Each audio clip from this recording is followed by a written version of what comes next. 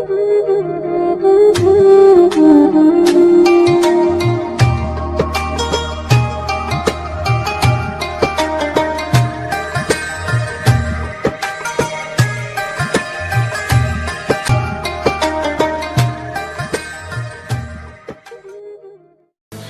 शामिल कयूं पिया रुकन बुरड़ा खां।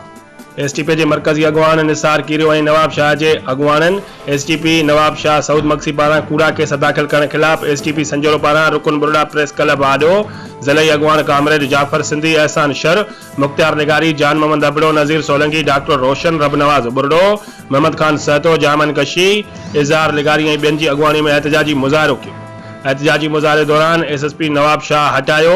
नवाब शाह जो अमन बचाव सां गॾु निसार कीरो समेत ॿियनि ते दाख़िल कयल कूड़ा केस ख़त्म कयो जा नारा हया विया। मथियनि अॻवाननि साफ़िन सां ॻाल्हाईंदे चयो त नवाब शाह में वधंदड़ बदअमनीअ ख़िलाफ़ आवाज़ उथारण ते एसएसपी नवाब शाह सऊद मक्सी असांजे मरकज़ी अॻवान निसार कीरो ऐं ॿियनि ते दहशतगर्दी, चोरनि ऐं फुरनि जा हथ ठोकिया कूड़ा केस दाख़िल कया आहिनि। चीफ जस्टिस आईजी सिंध समेत हिन एहतजाज ज़रिए मुतालबो कयूं था एसएसपी नवाब शाह सऊद मक्सी ऐं एसएचओ सनाला पवर के फौरी तौर ते बरतरफ़ करे अॻवाननि ख़िलाफ़ दाख़िल कूड़े केस जी शफ़ाफ़ इंक्वायरी कराई वञे ऐं नवाब शाह समेत पूरी सिंध में वधंदड़ बदअमनीअ ते ज़ाब्तो आंदो वञे। रिपोर्ट कर जान मोहम्मद अबड़ो, बे न्यूज़ रुकन।